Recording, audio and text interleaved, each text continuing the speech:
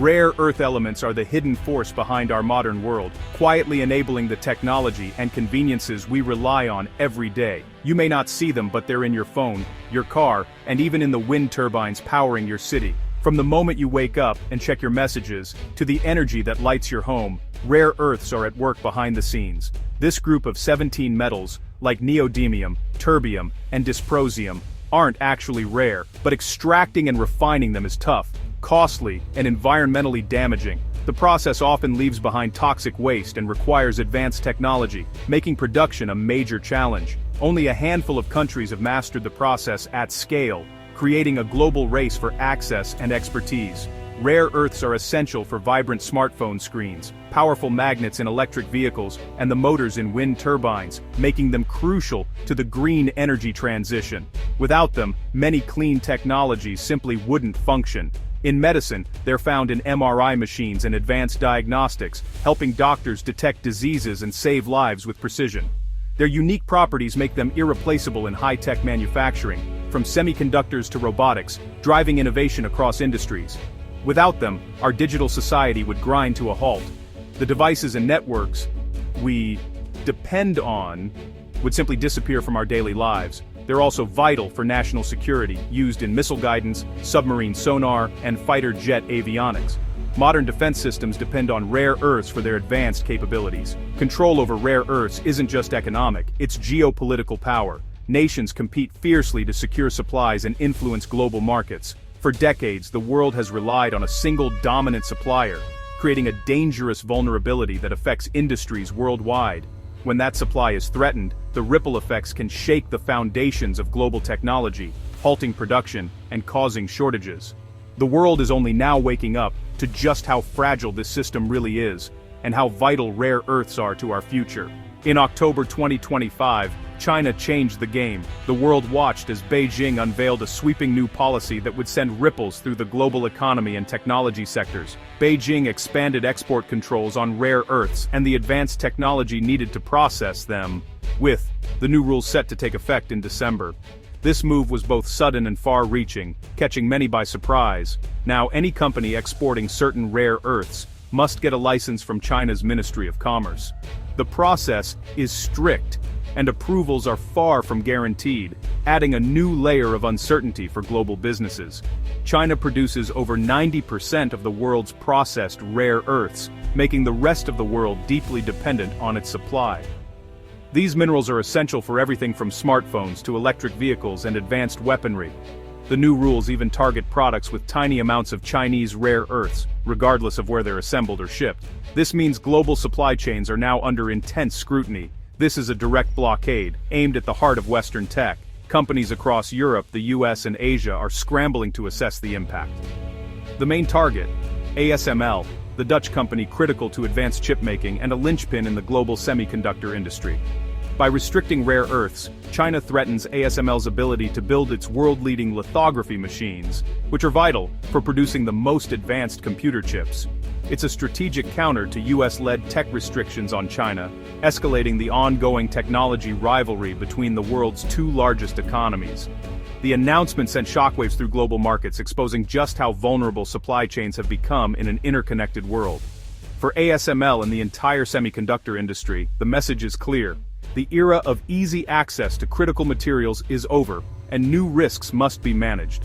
The world must now adapt to a new era of strategic competition, where access to resources is a powerful tool and a potential weapon in the global tech race.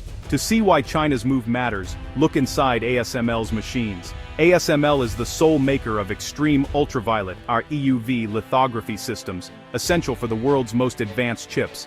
These machines use powerful lasers and flawless optics, both dependent on rare earth elements. Materials like neodymium and rare earth-doped fluorite are crucial for the high-precision lenses and mirrors. Even the lasers themselves rely on rare earths to reach the necessary power and stability. Without these elements, ASML's technology and the global chip industry would stall.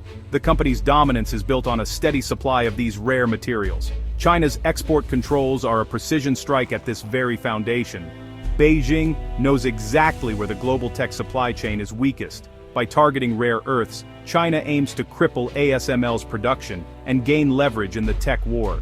The financial fallout for ASML is massive. Disrupted supply chains and delayed shipments could cost the company up to $3 billion, a direct hit to its revenue. ASML's CFO Roger Dassin has tried to reassure investors, citing long lead times and strategic reserves of critical materials. This buffer buys time, but it's not a long-term fix. If the blockade drags on, the consequences will be severe. ASML is caught in a global crossfire, dependent on open trade, but vulnerable to geopolitical shocks. Complicating matters, ASML was already expecting a drop in Chinese demand after a surge of stockpiling.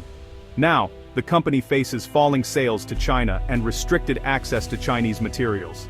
A perfect storm. ASML is squeezed from both ends, with its future hanging in the balance. ASML's first line of defense is its inventory.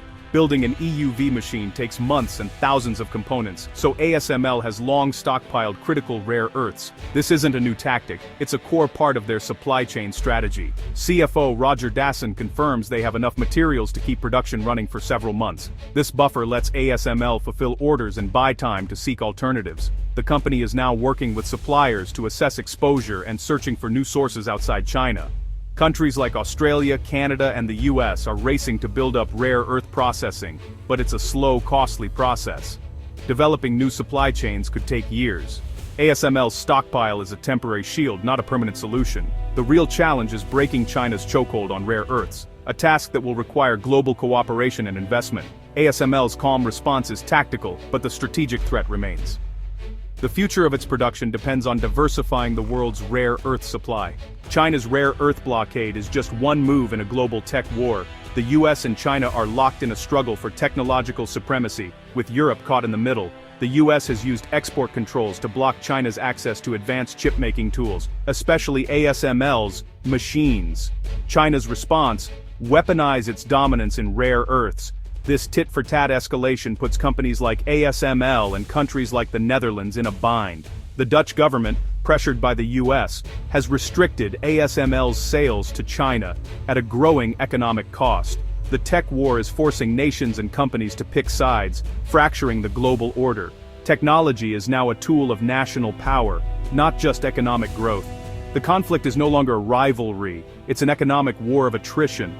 The global tech ecosystem is now the battlefield. ASML isn't just pressured by China, it's squeezed by its own allies. The US, with Dutch cooperation, has steadily tightened restrictions on ASML's sales to China. It started with a ban on the most advanced EUV machines, then expanded to less advanced DUV systems.